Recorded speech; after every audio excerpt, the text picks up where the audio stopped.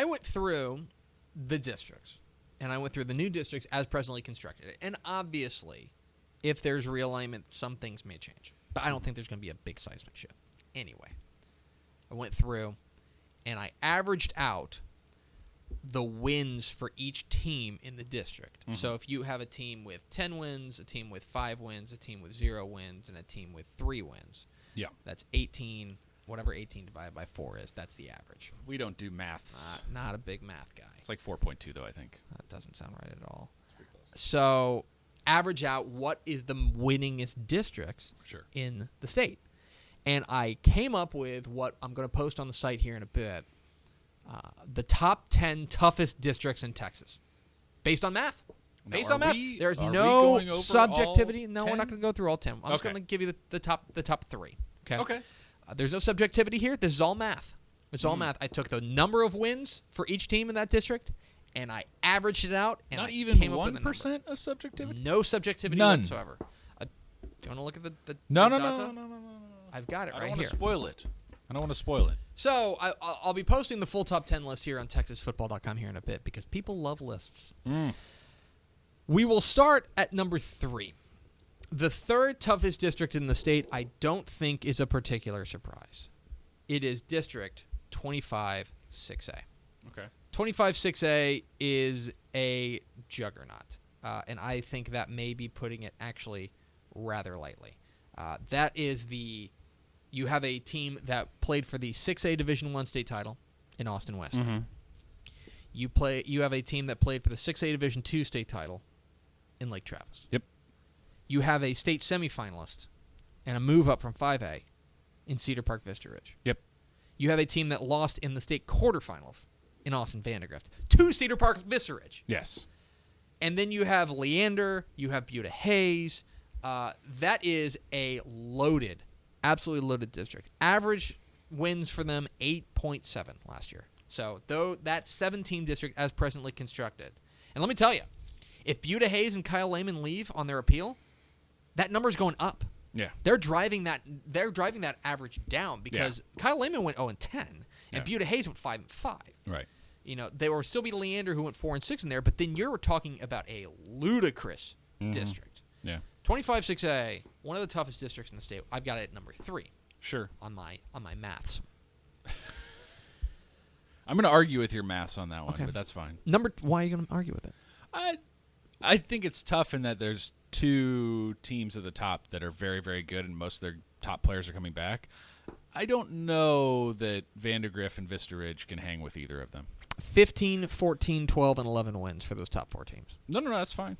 But Vandegrift lost. I said there was no subjectivity here. I said there was no subjectivity here, Max. I think a little forward projection. This is a subjectivity-free. Forward projection is important. That's all I'm saying. I don't do that. That's all I'm saying. I don't do that until I have the questionnaire for from the coaches. That's fine. Okay. That's all I'm saying. Number 2, the second toughest district. I object. I know you do. I don't actually care. The second toughest district in the state, according to math. I'm just going to keep citing math. Like, as if it's just like a catch-all. Be like, trust me, it's math. Probably a district you don't think about a lot. District 4 2A Division I. Okay? First of all, I think that you've got a heavy hitter drop down in Post. Post is dropping down after an 11-1 season. All 5 of these teams made the playoffs. Yep. Hawley went to the area round. Stanford went to the area round. Forsan went to the by-district round.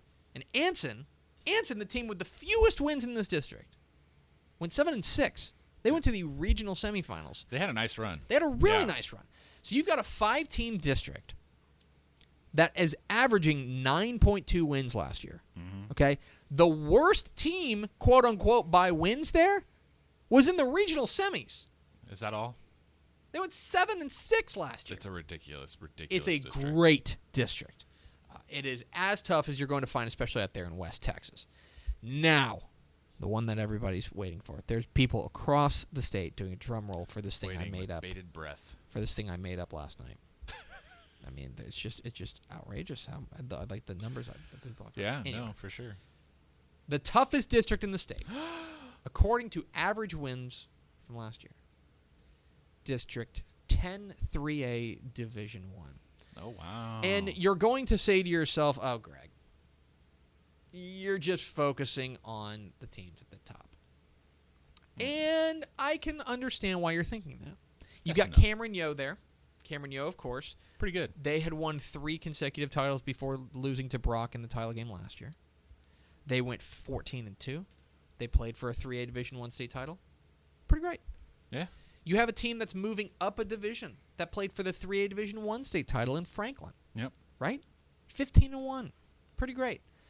I would argue to you that the reason that it's tough is every team besides those two. Look at up and down this district. Gerald, another move up from Division II. Right. Went 11-1.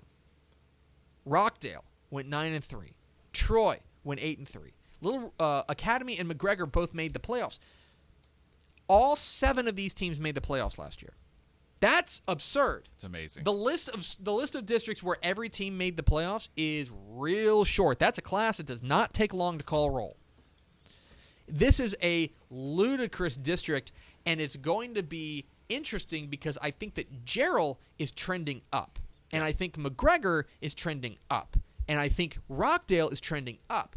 So you've got these 2 powerhouses. Yeah. You've got Franklin, who just played for a title and came within a smidge of winning one. You've got Cameron Yeo, right now, the 3A team of record. Yeah. Even without a title in hand right now, they are the 3A team to beat, and I think every coach in 3A would tell you that. Yeah. You've got those 2, but then you've got all these other teams that could up and nip them. Yeah. And I think that's why I really, when I was crunching the numbers and I looked at this, they averaged 9.5 wins, these 7 teams. Yeah. That's outrageous. That's why I think when I crunched these numbers and I looked at it and I was like, oh, that's the number 1 district? Yeah, that makes sense. Yeah. That's what I thought. This, for me, I'm looking at it like the Henderson and Carthage district from last year, where I'm going to go through that district schedule every week and look at the results and have no idea who the best team is. No. I mean, maybe not even till the last week, and even then I probably won't know. Everyone will be pointing to, at the beginning, this Franklin and Cameron Yeo game, and for good reason. But, I mean, nobody's going to want to play Gerald. No. Nobody's going to want to play Rockdale. No. Even the teams, down here who went 5-6 last year. Yeah. Academy and McGregor, those are tough teams. This is a ludicrous Central Texas district. Right. And so when I crunched the numbers and I figured out, and again, I'll post the full top 10 on TexasFootball.com momentarily, that made sense to me. It was the kind of thing that even though there's no subjectivity in this, I looked at it and I go, I agree with that. Right. That makes sense. Yeah. And so we'll have the full list of the top 10 toughest districts in the state up on TexasFootball.com here in just a bit.